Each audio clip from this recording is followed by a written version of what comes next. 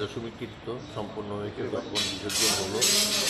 মা বিকেলবেলা রাষ্ট্রীয় সেরামি দিয়ে পরে মাকে বার করা হবে দশমী ঘাটের উদ্দেশ্যে। মা দশমী ঘাটে যাবেন, ওখানে গিয়ে গঙ্গা পুজোর পর মাকে রাষ্ট্রীয় সেরামি দেওয়া হবে, তারপর মা বিসর্জন হবে। ওখান থেকে আমরা চলে যাব রাজবাড়িতে, রাজন্তপুরে গিয়ে সিংহাসন কোটায় মার শান্তি আশীর্বাদ কীর্ত সম্পন্ন হবে। কটার সময় টাইমটা? আমরা 6:30 রেখেছি, 6:30 মধ্যে বেরিয়ে যাব। মাকে বরণ করবো, তারপর মাকে নিয়ে বেরোবো। বাসন্তী পুজোটা রাজা সুরত প্রথম করেছিলেন বাঙালি সম্প্রদায়ের জনসাধারণের মঙ্গলের জন্য। ওই সময় নাকি মানে বসন্ত রোগে খুব প্রকোপ ছিল এবং লোক মারা যাচ্ছিলেন।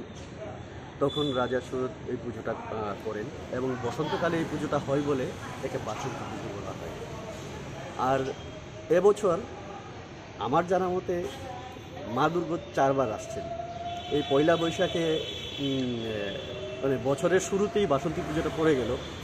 তারপর অকাল বোধনটা হবে আপনাদের যেই শরৎকালে পুজোটা হয়, তারপর জগদ্ধাত্রী পুজো হয়, আবার মা বসন্তকালে যে চৈত্র মাসে পুজোটা হয়, চৈত্র মাসে আসবে। মায়ের কাছে কি চাইলেন? চেয়েছি পরিবারের জন্য স্যার,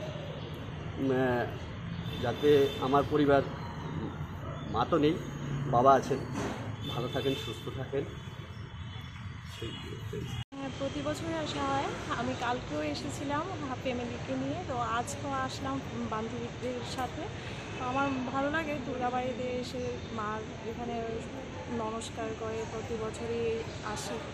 তো আমরা সবাই আজকে শেষ, তো এখানে নমস্কার দিতে আসলাম। কি চাওয়া হলো মায়ের কাছে? এই পরিবারের জন্য সুখ শান্তি, এটাই চাওয়া। চাইলাম সব আমার পরিবারের সবাই, বন্ধুবান্ধব সবাই যাতে ভালো থাকে, এই চাইলাম আর কি। প্রত্যেক বছরই আসি মায়ের কাছে, কিন্তু এইবার